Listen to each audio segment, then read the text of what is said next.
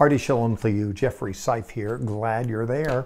We're taking a walk through the book of Acts and noting the gospel's expansion beyond Judea's borders. The question today is how to get it back to Judea, or at least if you're like me, you're interested in how to get it back to the Jewish people. Back then was how do you get it out? It took all kinds of miracles to get it out because non-Jews didn't get it. I mean, how do you talk to a non-Jew about the Messiah? You say, hey, the Messiah's come. They say, so what's a Messiah?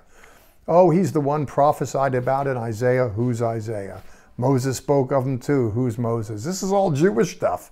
And the miracle was, how do we get it out? Now the miracle is, how do we get it back in? Because the Jesus story in so many ways looks so very non-Jewish. And I think that's unfortunate. And we're all about trying to change that. The Tree of Life Bible Society is about Jews getting the good news out.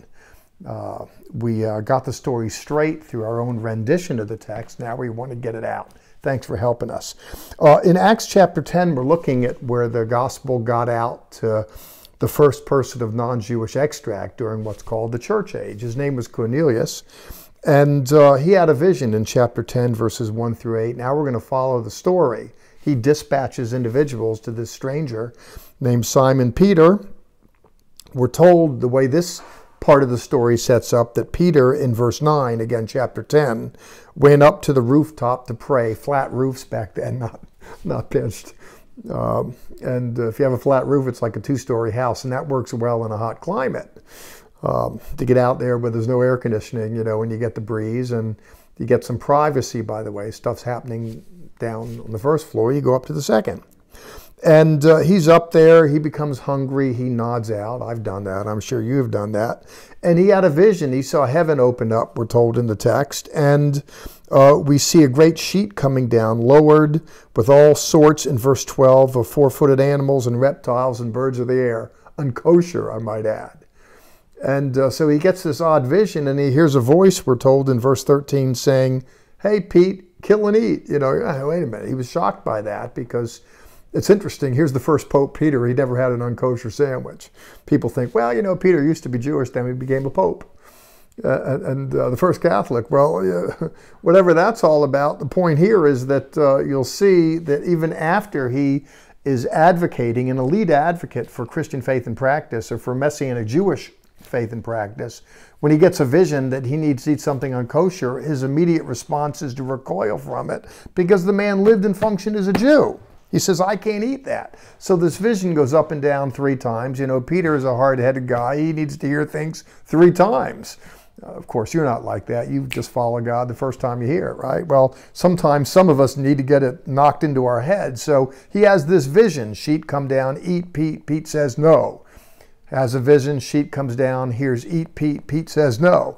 So, you know, all of a sudden, boom, boom, boom, there's a knock on the door, kind of, you know, he's in this somewhat trance state. Hey, Pete, there's these non-Jewish people wanting to talk to you. And, you know, Peter, a little dense, puts it together. Well, maybe God is trying to get my attention. We're told in chapter 10, verse 17, these men who were dispatched from Cornelius, they make their way to the house. And in 19, while Peter was mulling the vision, the Ruach said to him, the Spirit, look, here are 3 men looking for you. And he says, get up and go with them finally, because I myself have sent them. You know, the Spirit beckons people to get beyond our comfort zones.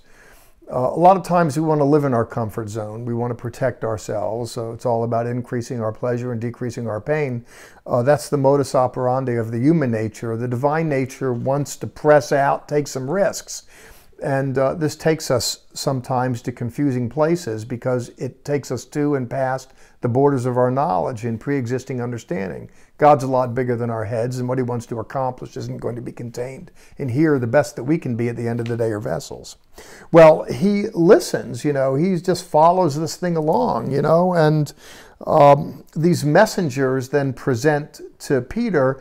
And what's interesting for my money is the way they endeavor to get Peter to go.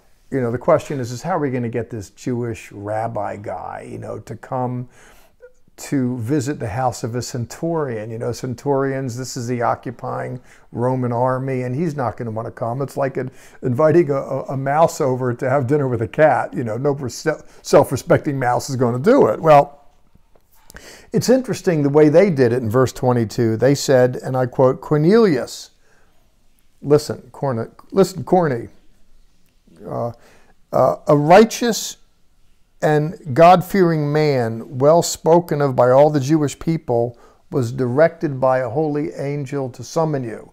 Listen, Peter, listen to this. There's this guy Cornelius. Yeah, he's a centurion, but don't hold that against him because he's righteous. In other words, he's a pious guy. That's already introduced previous into the narrative where it says that he is a prayerful man giving alms to the Jewish people. That he's a God-fearer. That's repeated as well. And when, by the way, you hear the Newer Testament saying that a man is a God-fearer, it doesn't just mean, oh, he respects God, he's afraid of judgment.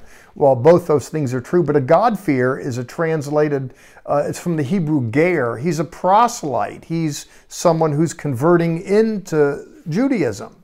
And this accounts for his pious proclivity toward the Jewish people, toward the God of Israel, toward prayer and tithing and giving and sharing, etc. That the way that this centurion is introduced in order to get the apostles to come, oh, he's well spoken of by all the Jewish people. Look, here's some letters, here's some references. In other words, they anticipate that he might not want to go. Peter, the mouse, might not want to go visit a cat. But we're kind of tenderizing him to the prospect. And listen, an angel has directed him to come and summon you. And I would imagine that could resonate with Peter because there was a divine summons that he had. It's interesting the way the Lord divinely, salts the oats to get Cornelius going toward Peter, similarly and supernaturally to get Peter to go toward Cornelius. So there's some kind of divine encounter there, is the language that we're somewhat familiar with. It's interesting the way it played out here. My question is, to what extent does this play out today where individuals actually have divine encounters? I want to harp on it just for a second because a lot of times in church it's, look how the Lord is moving in the church. Oh, wow, yeah, you got to come to this church because it's really moving this way, and come to that church and, oh, the music is this or the Spirit is moving that way. And it's all about getting people to come to the house. To me, cynical me, sees a lot of marketing and all that in order to get people to come to the house in the hopes maybe they might join the house and put some drop some coins in the tzedakah box to leave a few dollars in the process. Now look, I'm all about the house of God. I think, like St. Augustine, who said, if you don't have a church as your mother, you probably don't have God as your father. I do believe in a corporate existence. I don't want to belittle that, but what I want to say is, what about divine appointments outside of the church house, just on the streets, where there's someone walking with God, he hears from God, someone seeking God, and they have some kind of the Lord bringing those people together. It's exciting. It's a thrill when you are in the middle of a divine encounter. And so, with that said, if you'd like to see God more at work in your world personally, take some cues from what you see at work here in the text. Textually, you see prayer, faith, almsgiving, caring and sharing, people giving themselves to the Lord, and thus putting themselves in a place where the Lord can speak to them and move them. You know, there's 168 hours in a week. We kind of give a nod to religion on a weekend and call it a day at that. But it's good to spend some time in the literature and seeking the Lord, whatever that is for you. I'm not saying that you need to spend 3 hours a day. I mean, you're probably not a cloistered monk. You're out there in the world trying to raise a family, trying to make a living. I mean, I get all that. But what you want to do is grab hold of things of the kingdom, practice those pious disciplines, and see where it leads you. It really is exciting to see God at work in the world.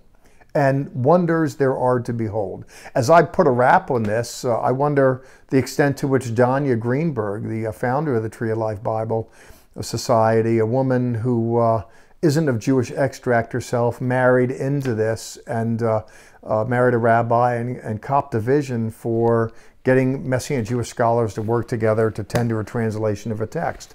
I mean, that's beyond her wildest dreams. When I first heard it from her, I didn't believe it. She had a capacity. I didn't think she had the capacity to do it.